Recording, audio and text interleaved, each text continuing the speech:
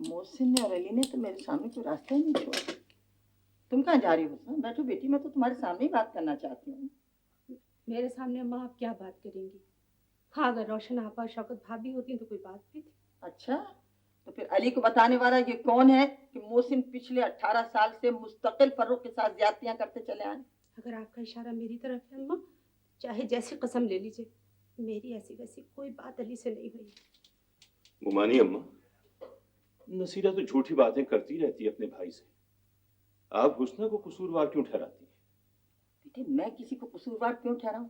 सबसे बड़ा कसूर तो मेरा अपना है कि मैं तुम्हारी सबकी माँ हूँ। बैठ जाओ हुस्ना।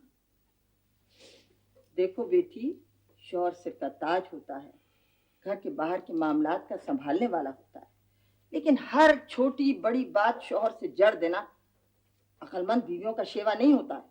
याद रखो कि कुंबे को बनाने वाली सिर्फ एक औरत होती है, और जो बीवी अपने शौहर को घरेलू सियासत में मुलविस करती है बाद में सिर पकड़ के होती है। अम्मा, फर्रुख की जान की कसम, मैंने एक हरफ शिकायत का इनसे नहीं कहा है। अच्छा बस अब चुप हो जाओ मोहसिन, जिसका जो जी चाहे। अगर अली या मोहसिन ऐसे ही ताबेदार हैं कि डिप्टी साहब की वसीयत के खिलाफ कदम उठाने की जुर्रत नहीं कर सकते, ठीक है, फिर मैं ही इस रास्ते के पत्थर को हटा देती हूँ। अम्मा क्या कर रही हैं आप? एहसन भाई को तो कराची से आने दें अम्मा। हाँ बेगम साहब, रोशन बीबी को तो आने दीजिए, उसके बाद जो जी चाहे आप। नहीं बुनियादी बुआ, अगर फैसला अम्मा को ही करना है तो फिर किसी के इंतजार करने की कोई जरूरत नहीं। माफ कर दीजिए डिप्टी साहब। अम्मा, आपकी औलाद आपका फैसला कबूल करने के लिए तैयार है, और मैं जो आपकी बीवी हूँ, अगर आप जिंदा होते तो मुझे इस जुर्रत की जरूरत ही नहीं थी। लेकिन ये सब बात, ये परवार, ये भी तो आप ही का लगाया हुआ है। हाल हमारा इसे भी बर्बाद होता तो नहीं देख सकते।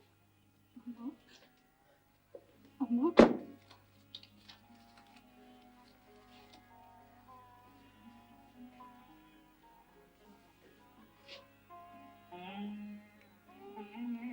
आबिद हसन, आपके एतबार पर पूरा नहीं उतरा महमूद मियां।